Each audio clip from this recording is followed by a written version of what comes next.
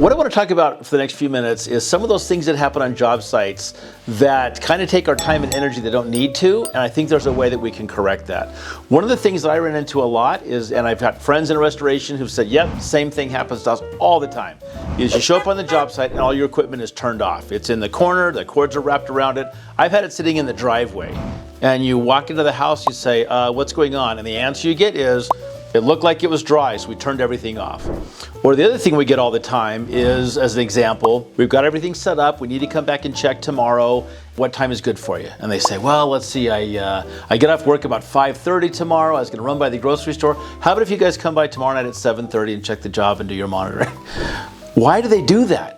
Well, because we don't communicate. It's all about communication. You know, they see in the driveway, our truck says 24/7, 365 emergency services.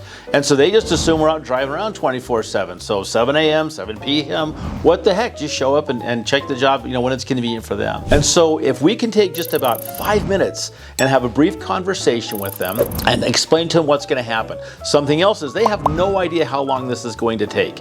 In other words, they just had all the carpet cleaned in their house couple months ago. It took 4 hours and they were gone. When they called us, the carpet's wet in front of the washing machine in the hallway. What, you're gonna come extract for a few minutes and we're gone and on with our day. And they don't understand that the water has gone down underneath the vinyl, into the basement, under the wall, into the living room. And so again, that 4 or 5 minute conversation just to walk them through the whole process. Hey, I'm really sorry you guys are going through this. Let us tell you what's going to happen today is we're going to extract the water, we're going to lift up the carpet, remove the pad, we're going to move all your furniture out of the way or pack it out to control it so the moisture doesn't get any worse. A couple things to be aware of. You'll notice with our moisture meters, we're taking readings down the hall where there's no water damage. The reason we're doing that is to find out what's dry for your home. And then we're also going to take readings here where it's wet, where the affected areas are, and that's what we're going to use as our gauge to find out when it's dry, when this is done and back to what's normal for your home. And so the only way we know that it's dry is when our meter tells us it's dry. Within a few hours, your floor is going to look dry. Your plywood's going to look dry once we get the wet pad out and get our equipment going, but it won't be. The only way we can know for sure that it's dry is by using our moisture meters, which are specially designed for that purpose. We're going to bring in some equipment. Our air mover's job is to bring that moisture up out of the materials and into the air, to dry the materials. The dehumidifier's job is to dry the air, to take that moisture from the materials and get rid of it so it's all gone. And that's the process. If those get turned off, then they're not doing their job. If we turn the air movers off, or I should say if you turn the air movers off when we leave, then the moisture is going to stay in those materials and it's going to take a lot longer for us to do what we need to do. If the dehumidifier gets turned off, then the moisture we're bringing into the air with the air movers has to go somewhere, and that's where it could start to move into books and paintings and ceilings and drywall and all sorts of things where we don't want it to go. So it's really important that this equipment stays running until our meters say it's okay and we turn it off. If it blows a circuit, if something malfunctions, it's critical you tell us right away that something's not running so we can come check it, replace it, turn it on, or find out what exactly is happening with that. Based on what we've seen here, just a guess, we're going to be in here for 3 to 5 days or whatever the amount of time is. I've had jobs dry in half a day. I've had jobs dry in 7 or 8 or 9 or 10 days. Based on what we typically see, our experience, we're thinking about 3 to 5 days.